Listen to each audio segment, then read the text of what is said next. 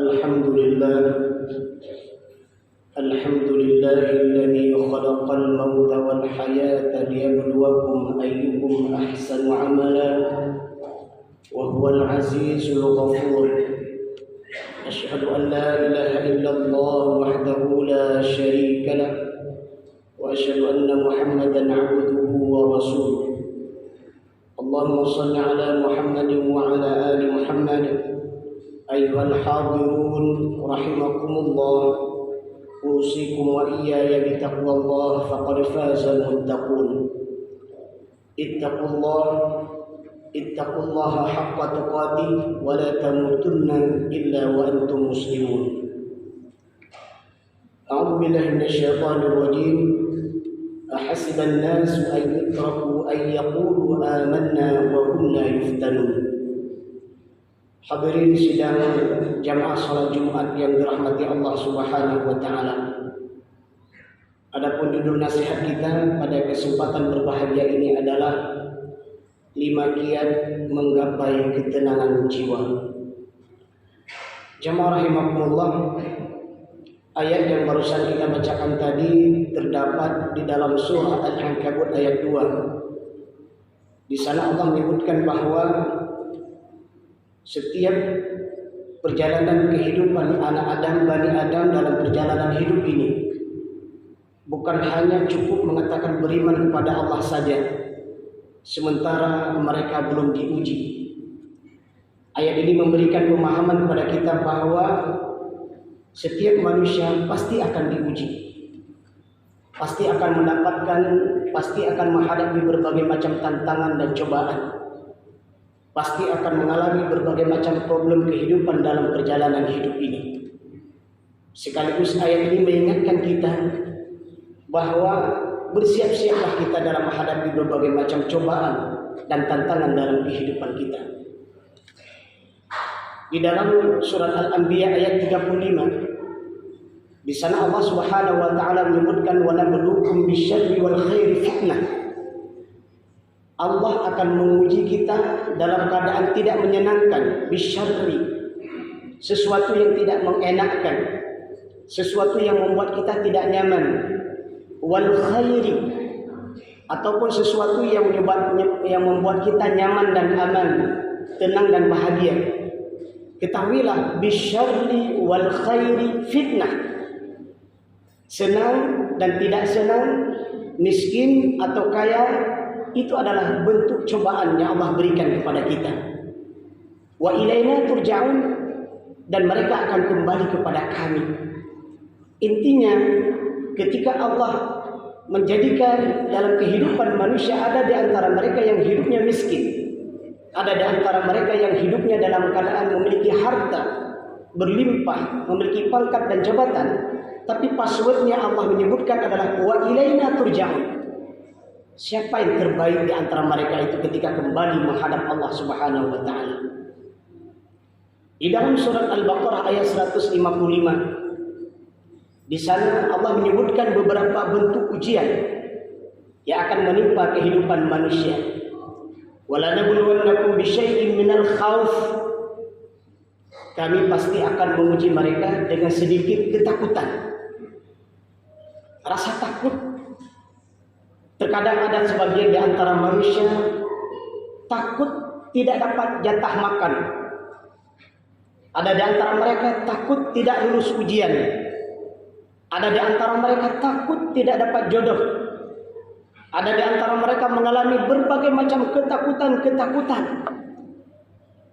Maka oleh karena itu adalah bagaimana kita men-setting, memformat ketakutan yang kita miliki itu jangan sampai membuat kita lupa kepada Allah Subhanahu wa taala. Jangan sampai membuat kita melakukan berbagai macam kemaksiatan dan kejahatan. Karena ketahuilah, ketakutan itu bagian dari cobaan yang dihadapi oleh setiap Bani Adam. Kemudian selanjutnya Allah menyebutkan walju, kelaparan. Ada di antara saudara-saudara kita yang hidupnya dalam keadaan lapar. Harta yang sedikit yang mereka miliki, dan bahkan untuk makan pun terkadang tidak ada. Tapi ketahuilah, Kelaparan itu bagian dari cobaan yang Allah berikan kepada Bani Adam, kepada manusia. Allah ingin tengok apakah dengan mereka lapar tidak menyembah Allah. Karena ayat yang kita sampaikan sebelumnya juga adalah dalam keadaan kaya, apakah mereka tidak akan menyembah Allah? Tidak sedikit orang miskin lupa kepada Allah, dan tidak sedikit pula ada orang kaya yang lupa kepada Allah Subhanahu wa taala. Wa naqsim minal amwal, kekurangan harta. Setara dengan ayat yang kita sebutkan sebelumnya. Kekurangan harta artinya keadaan hidupnya biasa-biasa saja. Mungkin makanan yang dia makan biasa-biasa saja. Minuman yang dia minum biasa-biasa saja. Pakaian yang dia pakai pun biasa-biasa saja. Tapi Allah ingin tengok dengan kondisi kehidupannya yang sederhana tersebut, apakah dia ingat kepada Allah atau dia lupa kepada Allah.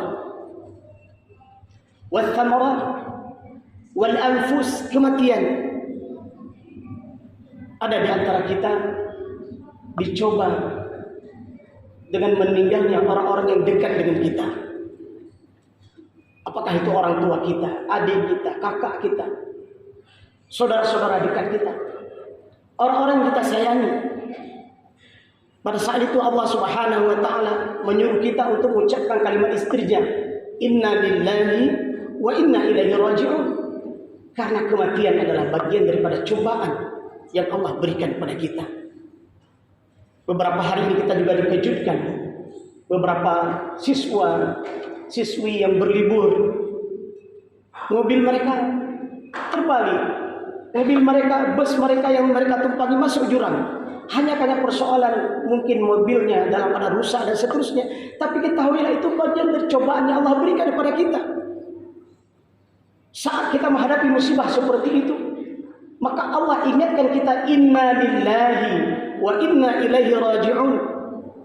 Kita ini adalah Allah yang telah menciptakan kita, wa inna ilaihi raji'un, dan kita akan kembali kepada Allah.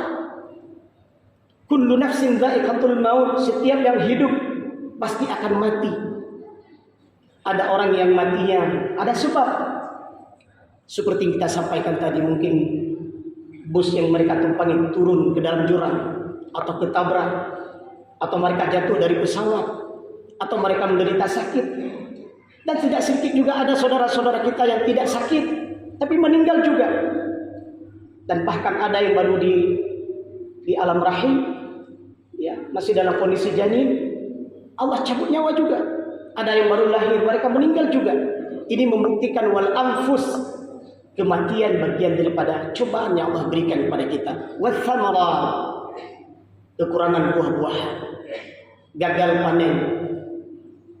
Tidak sedikit saudara-saudara kita yang mereka bertani, berkebun, dalam keadaan kondisi kebun dan keadaan pertanian mereka yang siap untuk dipanen. Tapi qadarullah, Allah mentakdirkan lain. Seharusnya besok mereka sudah bisa memanen hasil panenannya. Mereka sudah mendapatkan keuntungan, tapi ternyata gagal panennya. Rezekinya tak dapat. Dalam kondisi seperti ini adalah inna lillahi wa inna ilaihi raji'un. Kita ini adalah dari Allah dan akan kembali kepada Allah. Karena sesungguhnya mereka-mereka yang sabar setiap musibah yang mereka hadapi, ketika ingat kepada Allah, Allah akan gantikan yang lebih baik dari apa yang mereka alami itu. Jamaah rahimakumullah. Dari kondisi musibah, problem, tantangan kehidupan yang kita alami, apa yang harus kita lakukan? Paling kurang ada 5 kiat yang bisa kita lakukan. Yang pertama adalah zikrullah. Inilah yang diharapkan dalam perjalanan kehidupan kita. Saat kita mendapatkan cobaan, maka kita ingat Allah. Ambil wudu, salat 2 rakaat. Berdoa kepada Allah, angkat tangan minta kepada Allah, mohon kepada Allah agar Allah memberikan ketabahan dan kesabaran kepada kita. Saat kita mendapatkan nikmat, ucapkan alhamdulillah. Sebagaimana Nabiullah Sulaiman alaihissalam, ketika beliau mendapatkan rahmat dan nikmat, mendapatkan pangkat dan jabatan, apa yang beliau ucapkan? Hada min fadli rabbi. Ini adalah karunia dari Tuhanku. Kalimat selanjutnya adalah liyabluwani. Dengan karunia tersebut, liyabluwani, Allah ingin mencobaku. Ashkuru am akfur. Apakah aku akan menjadi orang yang bersyukur atau aku akan menjadi orang yang kufur? Zikrullah akan membuat hati seseorang menjadi tenang. Zikrullah yang diharapkan di sini adalah apa yang kita ucapkan. Zikir yang kita baca, zikir yang kita ucapkan tersebut adalah zikir yang bisa mempengaruhi jiwa kita. Zikir yang didasarkan atas dasar keimanan.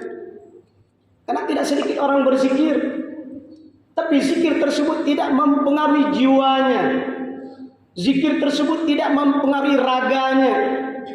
Tidak sedikit orang berzikir, tapi zikir tersebut tidak membuat dia jauh dari maksiat. Maka oleh karena itu jamaah rahimakumullah, setiap zikir yang kita baca, pahami apa maksud zikir tersebut. Kalimat-kalimat thayyibah kita baca, pahami subhanallah walhamdulillah wa la ilaha illallah wallahu akbar. Apa maksud kalimat zikir tersebut? Zikir yang kita baca pagi dan sore, apa maksud kalimat-kalimat zikir tersebut? Ketika kita memahami dan mentadabburi kalimat-kalimat zikir tersebut, itulah yang akan mendatangkan ketenangan kepada kita. Yang kedua, dalam menghadapi tantangan dan cobaan dalam perjalanan kehidupan kita, agar Allah memberikan ketenangan kepada kita adalah yakin akan pertolongan Allah Subhanahu wa taala. Masya Allah. Saat cobaan datang menghadang kita, saat problem datang, kita alami problem tersebut, maka hal yang kita lakukan adalah kita yakin Allah pasti menolong kita. Maka ada hal yang harus kita lakukan. Bagaimana ketika Allah menyebutkan, ya ayyuhalladzina amanu, wahai orang-orang yang beriman, in tansurullah, jika engkau menolong agama Allah, yansurkum, Allah pasti tolong kamu. Wa yuthabbit aqdamakum, bukan hanya ditolong oleh Allah, Allah kokohkan, Allah teguhkan kedudukan kita. Maka di saat musibah kita datang, kita hadapi musibah dan cobaan tersebut, yakin Allah menolong kita. Bagaimana, apa yang kita lakukan? Kita dekat dengan masjid. Kemudian kita ingat akan agama Allah. Bantulah agama Allah. Tegakkanlah agama Allah. Masih banyak masjid-masjid yang kita lihat hari ini. Musalla-musalla yang ada di sekitar kita, di kampung kita, dalam kehidupan masyarakat kita. Begitu azan berkumandang, banyak di antara mereka tidak tergetar hatinya memenuhi rumah Allah. Tapi mereka memilih tempat-tempat yang lain. Mereka tidak ingat Allah. Nah, ini tugas kita. Kita ajak saudara-saudara kita, karib kerabat kita, keluarga kita, masyarakat kita. Mereka ingat Allah. Setiap kalimat mulia yang kita ucapkan mengajak mereka ke jalan Allah, maka kalimat itu akan menggetarkan hati saudara-saudara kita. Hari ini mungkin mereka belum taat karena tidak ada yang ajak, tidak ada yang menyentuh kalbunya, tidak ada yang menyentuh hatinya. Ketahuilah, setiap kalimat mulia yang dikeluarkan, yang diucapkan oleh orang-orang yang taat beriman kepada Allah, maka kalimat tersebut akan mempengaruhi hatinya.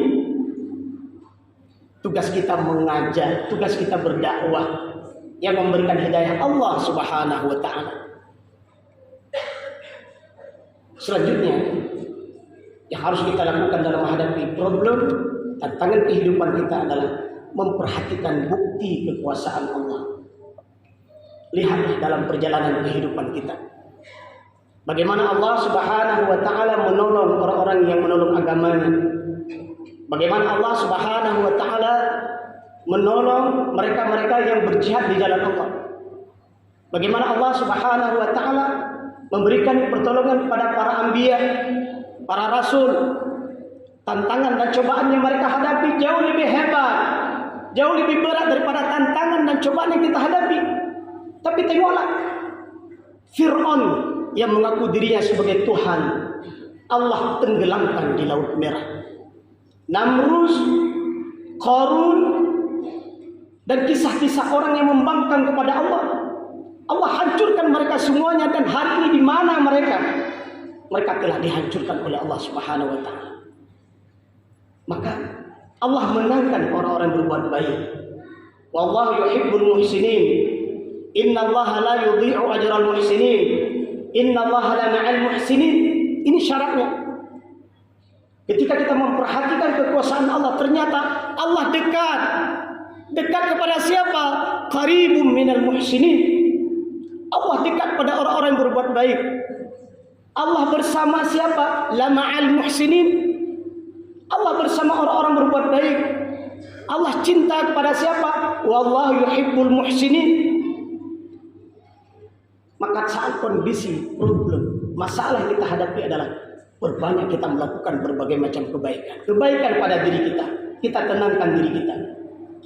Kebaikan kepada keluarga kita. Kebaikan kepada kawan karib kerabat kita.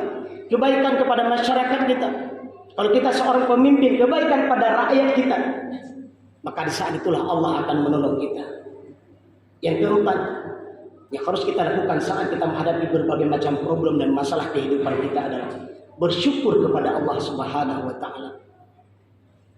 Tenangkan diri kita. Lihatlah, wa fi anfusikum afala tubsirun. Lihatlah pada diri kita, ternyata Allah memberikan rahmat dan nikmat yang cukup banyak. Allah masih memberikan pada kita nikmat sehat. Allah masih memberikan pada kita nikmat makanan dan minuman yang kita makan dan kita minum. Allah masih memberikan pada kita nikmat ukhuwah. Allah masih memberikan kepada kita nikmat dalam berkeluarga. Begitu banyak rahmat dan nikmat Allah yang ada pada diri kita. Sehingga Allah menyebutkan wa in ta'udu nikmatallahi la tuhsuha. Seandainya kita menghitung-hitung jumlah rahmat dan nikmat Allah tidak akan cukup. Maka di saat musibah kita hadapi, ketika kita bersyukur kepada Allah, merenungkan rahmat dan nikmat Allah, ternyata problem tersebut sangatlah kecil. Problem tersebut sangatlah ringan. Kenapa? Karena justru rahmat dan nikmat yang ada pada diri kita yang Allah berikan itu jauh lebih banyak. Dan yang terakhir adalah di saat kita menghadapi masalah dan cobaan dalam hidup kita adalah kembali kepada Al-Quran. Dengan apa? Tilawah. Ambillah untuk bacalah Al-Quran. Di saat seorang hamba membaca Al-Quran, maka di saat itu dia sedang berdialog dengan Rabb-Nya. Dia sedang membaca ayat-ayat Rabb-Nya. Dia sedang berdialog dengan Allah Subhanahu wa taala. Rasakan setiap getaran ayat yang kita baca tersebut. Saat kita membaca ayat-ayat tentang syurga, berharaplah kepada Allah agar Allah berikan nikmat syurga kepada kita. Di saat kita membaca ayat-ayat tentang neraka, menangislah. Mintalah perlindungan kepada Allah dari dahsyatnya siksaan api neraka. Di saat kita membaca kisah-kisah orang yang telah dihancurkan terdahulu, maka minta perlindungan kepada Allah, ya Rabb. Jangan sampai kami menjadi pengikut-pengikut iblis. Jangan sampai kami menjadi pengikut-pengikut Fir'aun. Jangan sampai kami menjadi pengikut orang-orang yang telah Engkau hancurkan, ya Rabb. Di saat kita membaca ayat tentang orang-orang yang diberikan nikmat oleh Allah, para nabi, para syuhada, para solehin, ada semangat dalam diri kita agar kita menjadi seperti mereka. Jemaah rahimahullah, tilawah Al-Quran kita baca, tadabbur yang kita renungkan dari ayat-ayat yang kita baca, maka sungguh itu akan menjadikan pelipur lara dalam kehidupan kita. Sebagaimana Allah juga berfirman, wa shifa'un lima fis sudur. Ayat-ayat itu akan menjadi pengobat hati kita. Maka kita kenal ada yang namanya ruqyah syar'iyyah. Saat kondisi batin kita tidak tenang, bacakan ayat Al-Quran sambil kita memegang di dada kita. Kondisi pikiran kita tidak tenang, bacakan Al-Quran sambil kita memegang ubun-ubun kita. Kondisi telinga kita tidak nyaman, bacakan Al-Quran, peganglah di telinga kita. Mungkin keluarga kita, mungkin juga kepada anak-anak kita, kepada pasangan kita, bacakan Al-Quran dan letakkan tangan kita di tempat sakit yang mereka alami. Allah sudah menyebutkan, wa nunazzilu minal Qur'an ma huwa shifaa'un, bukan dawaun. Allah menyebutkan shifaa'un. Apa arti shifaa'un? Penyembuh. Sebagaimana dalam sebuah kisah disebutkan, ketika dalam sebuah perjalanan Rasulullah dengan sahabat, ternyata ada kepala suku yang digigit oleh binatang berbisa. Maka pada saat itu sahabat Rasulullah tersebut membacakan surat Al-Fatihah. Maka dengan izin Allah, kepala suku mereka pun diberikan kesembuhan oleh Allah Subhanahu wa taala. Ini di antara dalil ternyata bacaan Al-Quran menjadi syifa. Bacaan Al-Quran membuat kita tenang. Bacaan Al-Quran kita membuat gaya hidup kita berubah menjadi lebih baik. Coba rahimahullah, semoga beberapa kiat yang kita sampaikan ini jadi bekal bagi kita dalam menjalani kehidupan. Semoga Allah berikan ketabahan dan kesabaran. Allah berikan jalan hidup yang terbaik bagi kita. Mudah-mudahan akhir dari perjalanan hidup kita adalah tidak lain kita cari adalah bisa mengucapkan dua kalimat syahadat. La ilaha illallah Muhammadur Rasulullah. Tidaklah mereka yang bisa mengucapkan dua kalimat syahadat tersebut di akhir hidupnya dakhalal jannah. Allah berikan nikmat surga kepada mereka. Amin ya rabbal alamin. Barakallahu li wa lakum fil Qur'anil azim wa naf'ani wa iyyakum bima fihi minal ayati wa dzikril hakim wa taqabbala minni wa minkum tilawatahu innahu huwas samiul alim.